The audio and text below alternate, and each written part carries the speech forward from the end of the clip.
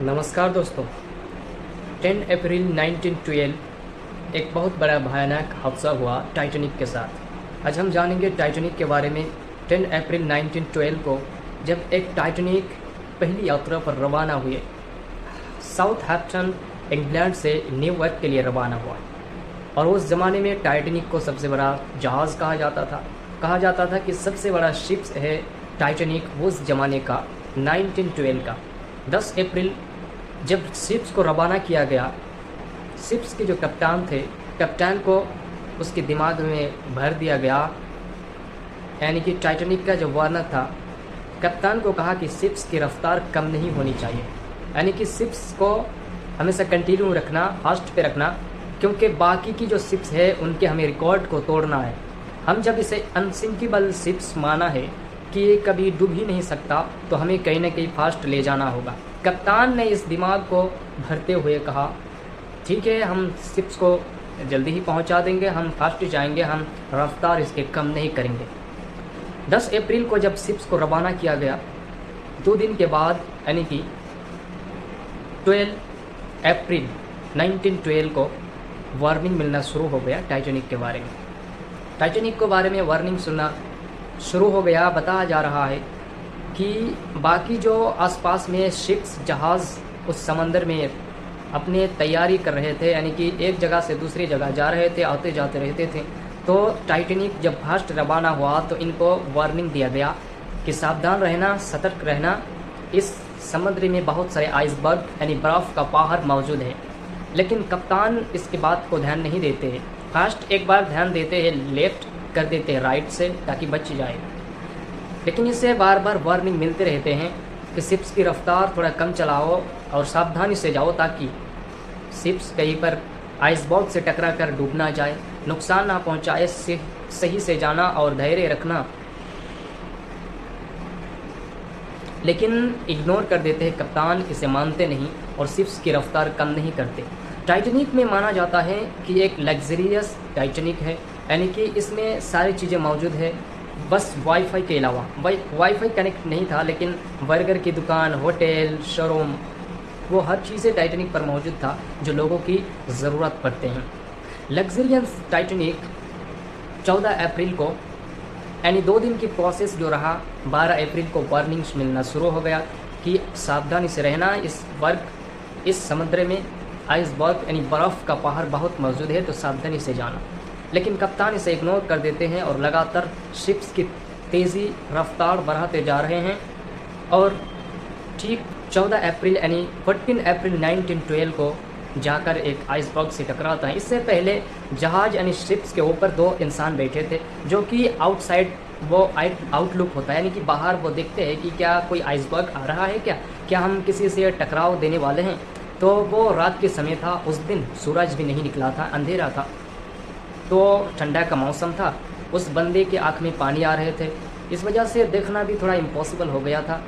सो जब फाइनली उसे एक आइसबर्ग बर्फ़ का पहाड़ दिखाई दी, तो वो कप्तान को और शिप्स चलाने वालों को, इसकी पैसेंजर्स को, सबको इन्फॉर्म करने लगे कि शिप्स की रफ्तार कम कर दिया जाए, क्योंकि वो सामने आइसबर्ग आ गए।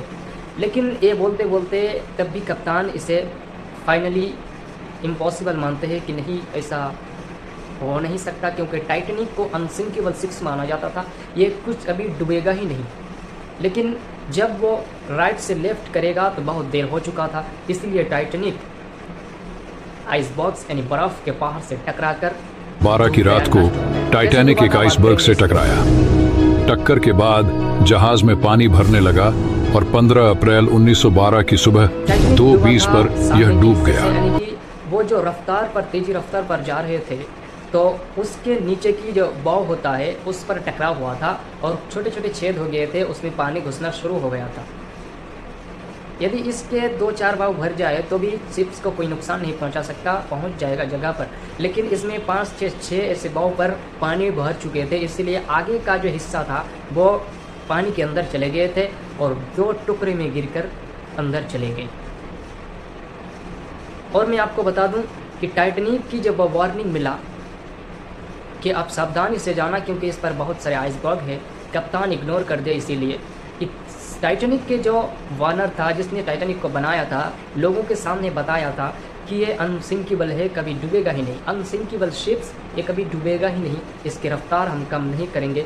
इसलिए कप्तान का इसमें गलती नहीं है, इसमें गलती वार्नर का है और वार्नर का भी नहीं है, क्योंकि माना जाता था कि अनसिंकेबल है, क्योंकि उस ज़माने का सबसे बड़ा जहाज़ था माना जाता था।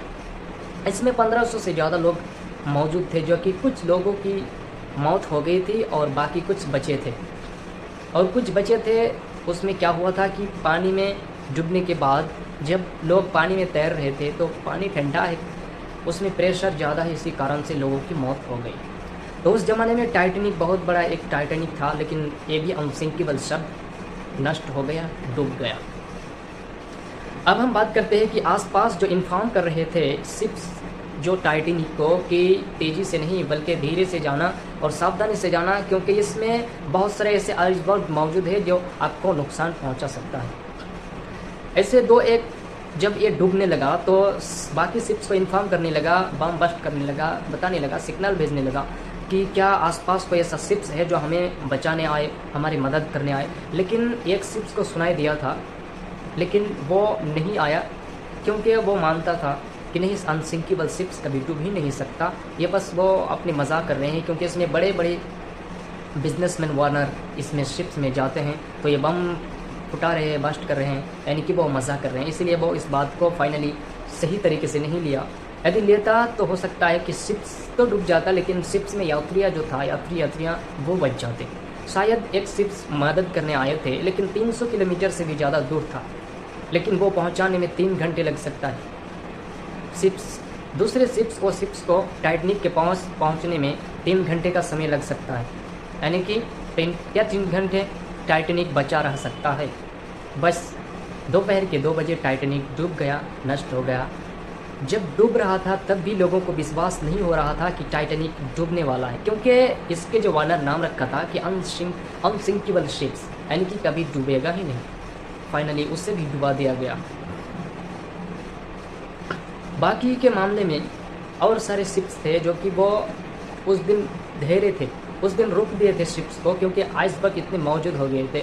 लेकिन टाइटैनिक वो अपने शिप्स की रफ्तार को कम नहीं करते, लगातार जाते रहते हैं और 2 दिन के प्रोसेस में उन्हें वार्निंग मिलना शुरू हुआ था और फाइनली 4 दिन के बाद टाइटैनिक डूब गया। यदि और 2 दिन के प्रोसेस को कंटिन्यू रख पाते तो टाइटैनिक न्यूयॉर्क पहुंच जाते और ये हिस्सा ही नहीं होते, एक हिस्सा ही नहीं होते। टाइटैनिक डूबा था। आज की डेट में 2050 तक एक और टाइटैनिक से ज़्यादा अच्छे, यानी कि उसके 8 गुने ज़्यादा होंगे बड़े और 11,000 यात्रियाँ एक साथ कर पाएंगे यात्रियाँ, ये माना जा रहा है। और इसमें भी बहुत लग्जरियन कार्स, यानी कि लग्जरियन रूम्स, होटल्स, बर्गर्स की दुकान, हर चीज़ें मौजूद होंगे, वाईफाई भी मौजूद होंगे। उस ज़माने में टाइटैनिक में बहुत से वाईफाई मौजूद नहीं था। बाकी इन्फॉर्म किया मैंने आपको। वीडियो अच्छा लगा तो सब्सक्राइब का बटन दबाओ। मिलते हैं।